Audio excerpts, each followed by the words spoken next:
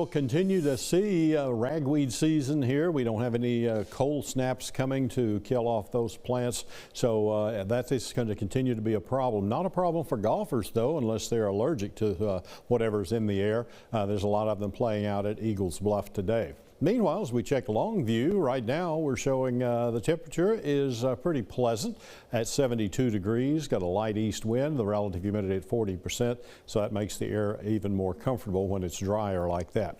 Hurricane Milton continues in the Gulf of Mexico. It was a Category 5 storm for a while. Right now it's a Category 4 storm, but a strong one. 150 mile-per-hour sustained winds, gusts as high as 185 miles per hour. It's moving to the east-northeast around 9 miles per hour, and that pressure is 929 millibars, which is about 27.43 inches of mercury, so very low pressure with this storm.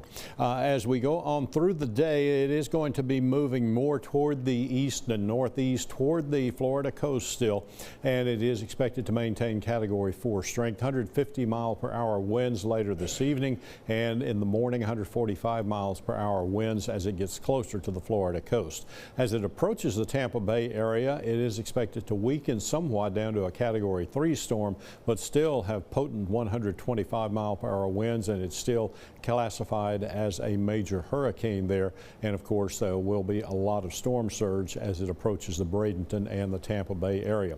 It will proceed across the peninsula of Florida, merging out into the Atlantic, and is expected to weaken as it moves up toward Bermuda through the later part of the week and the early part of the weekend. Texas skies virtually clear statewide. We do have a lot of sunshine and of course some temperatures that are pretty comfortably warm for this time of the year. Futurecast shows really nothing much is going to be changing. We're still dominated by high pressure, and that's going to continue to keep a northeasterly flow into the area, which means the dry and the mild conditions east of that low and west of that high.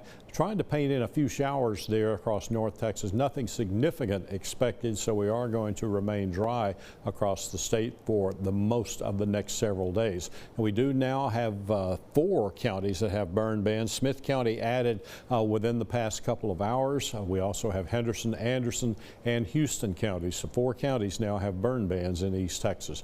Temperatures currently across the country pretty close to where we expect to be this time of the year. Nice mild 60s and 50s across the northern tier of the states, warming to the 70s and 80s in the southern part of the country. Texas, most of our temperatures in the 70s in the north, some 80s showing up in the southern part of Texas, and in East Texas our temperatures still all in the 70s with that northeasterly breeze across the area. Forecast highs for this afternoon, lower and middle 80s with those higher temperatures down in deep East Texas.